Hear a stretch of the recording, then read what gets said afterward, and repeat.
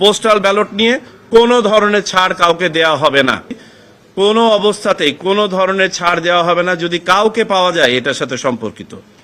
সামান্যতম ব্যত্যয় যে আপনি কোনো রাজনৈতিক দল সমর্থন করেন বিধায় আপনি 5টা ভোট সংগ্রহ করে দিবেন, আপনার এনআইডি কার্ড ব্লক করা থেকে শুরু করে, আজকে সিআইডিও মিটিংয়ে ছিল, আমরা বলে দিয়েছি ক্রিমিনাল চার্জ আনা হবে তার বিরুদ্ধে এবং প্রয়োজনে তাকে সেই দেশ থেকে বাংলাদেশে রিপ্যাট্রিয়েট করার ব্যবস্থা করা হবে। আপনারা জানেন যে প্রথমবারের মতো আমরা পোস্টাল ব্যালটে দেশের বাইরে থেকে ভোট সংগ্রহ করার একটা উদ্যোগ নিয়েছি। পোস্টাল ব্যালটের এই অবস্থায় স্ট্যাটিস্টিক্সটা আপনাদেরকে যদি আমি বলি, আমাদের আউট অফ কান্ট্রি ভোটিংয়ে বাংলাদেশ পোস্ট অফিস কর্তৃক আমাদের প্রবাসী ভোটারদের কাছে 7,67,084টি ভোট ডিসপ্যাচ করা হয়েছে এবং একটি ভোটও আর এখানে আমাদের কাছে নাই, সবগুলোই ডিসপ্যাচ করা হয়ে গেছে। 7,67,084। এর মধ্যে ট্রানজিটে আছে 59,584টি ব্যালট। যে দেশে প্রেরণ করা হয়েছে এগুলো, সেই দেশে পৌঁছে গেছে 7,07,500টি ব্যালট। ব্যক্তি ভোটার হাতে পেয়ে গেছেন এই সংখ্যাটা হচ্ছে 1,40,873। এখন হয়তো আরেকটু বেড়েছে। যারা হাতে পেয়ে কিউআর কোড স্ক্যান করেছেন সেই সংখ্যা থেকে আমরা বলছি 1,40,873। আনফরচুনেটলি বেশ কিছু ব্যালট ডেলিভার্ড না হয়ে ঠিকানা ভুল লেখার কারণে ফেরত আসছে। ইতিমধ্যে ফেরত এসেছে 4,521টা ব্যালট আনডেলিভার্ড। এগুলো আর কিছু করার নাই। মূলত এগুলো ফেরত আসছে মালয়েশিয়া থেকে, বেশিরভাগ এসছে মালয়েশিয়া থেকে। 4,521টি ব্যালট ফেরত এসেছে আনডেলিভার্ড। আর সেকেন্ড হাইয়েস্ট আসছে ইটালি থেকে। আমরা মিশনগুলোকেও বলেছি যে যাতে এই ইয়েটা আরেকটু কমানো যায় কিনা উদ্যোগ নেওয়া। মালয়েশিয়ার বাস্তবতাটা কি ওটা পরে বলছি আমি। তো এই হচ্ছে আমাদের স্ট্যাটিস্টিক্স। দেশের ভিতরে ভোটের জন্য এখনো পর্যন্ত আমাদের কোনো ডিসপ্যাচ হয় নাই।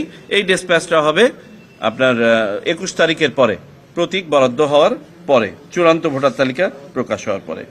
আচ্ছা, আর একটা বিষয় আপনাদের বোঝার জন্য বলি, আমাদের বিশেষ করে লেবার ইন্টেন্সিভ যে ডেস্টিনেশনগুলো আছে মিডল ইস্টে মূলত এবং মালয়েশিয়ায়, সেখানে আমাদের অনেক কয়েকজন ভোটার একই ঠিকানায় থাকেন। আমাদের বাংলাদেশি ভাইয়েরা খুব অল্প পরিসরে থাকেন এবং তাদের ইন্ডিভিজুয়াল কোনো অ্যাড্রেস নাই, যে কারণে আমাদের 2 জন ভোটার একটা অ্যাড্রেস ব্যবহার করেছেন। এই সংখ্যাটা হচ্ছে 1,71,680 জন। 5 জন পর্যন্ত ভোটার একটা অ্যাড্রেস ব্যবহার করেছেন 95,816 জন। 10 জন ভোটার একই অ্যাড্রেস ব্যবহার করেছেন, এই সংখ্যাটা আছে 59,276 জন। 20 জন ভোটার একই অ্যাড্রেস ব্যবহার করেছেন, এই সংখ্যাটা আছে 38,109 জন। 50 জন ভোটার পর্যন্ত, মানে 20 থেকে 50 আর কি, একই অ্যাড্রেস ব্যবহার করেছেন, এই সংখ্যাটা হচ্ছেন 21,915 জন। এবং আপ টু 100 বা তার 100-র উপরে একই অ্যাড্রেস ব্যবহার করেছেন 14,891 জন। আচ্ছা, বাস্তবতা হচ্ছে ইনারা যে স্বল্প পরিসরে থাকেন ওখানে তাদের নিজস্ব কোনো অ্যাড্রেস নাই। এই ক্ষেত্রে তারা হয় কোনো পোস্ট বক্স বা নিকটস্থ কোনো দোকান বা কোনো ফ্যাসিলিটির অ্যাড্রেস ব্যবহার করেছেন যেখানে মেইল ডেলিভার করা যায় এবং যেখানে তারা পেয়ে থাকেন। এখন আমাদের সামনে কতগুলো সোশ্যাল মিডিয়ার মাধ্যমে ভিডিও ক্লিপ সামনে এসছে, যেগুলো নির্বাচন কমিশন অত্যন্ত সিরিয়াসলি দেখেছে। আপনারা হয়তো দেখেছেন কোনো রাজনৈতিক দলও ইতিমধ্যে এটার ব্যাপারে কিছু প্রতিক্রিয়া দিয়েছেন। আমরা এই ব্যাপারটা স্বরূপ জানার জন্য সকল এমবেসির সাথে আজকে কথা বলেছি। এরকম আমরা 3টা জায়গার ভিডিও ক্লিপের এভিডেন্স পেয়েছি, কিন্তু এই এভিডেন্সে কোথাও কোনো ব্যত্যয় হয়েছে মর্মে এখন পর্যন্ত কোনো প্রমাণ পাওয়া যায় নাই।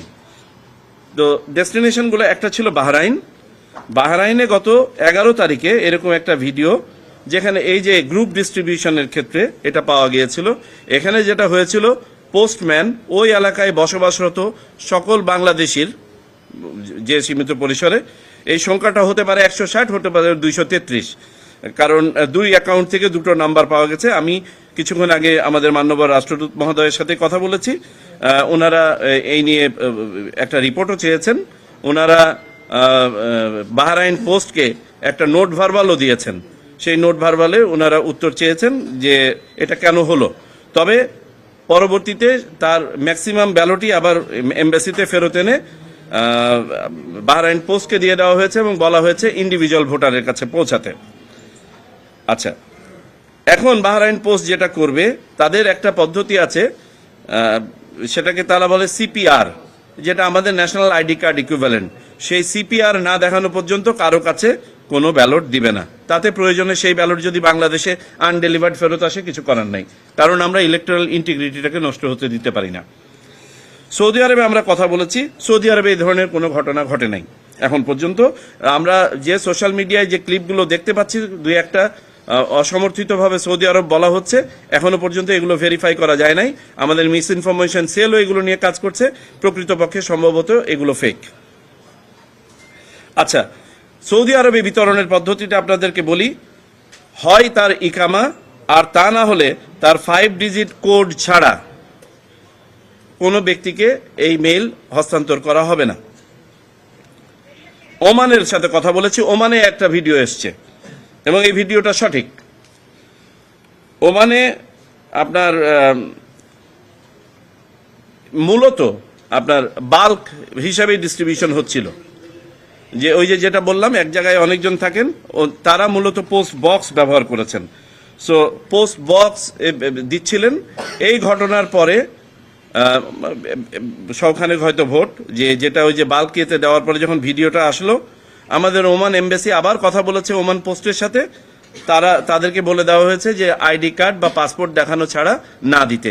এখানেও আমরা ধারণা করছি হয়তো কাউকে খুঁজে নাও পাওয়া যেতে পারে।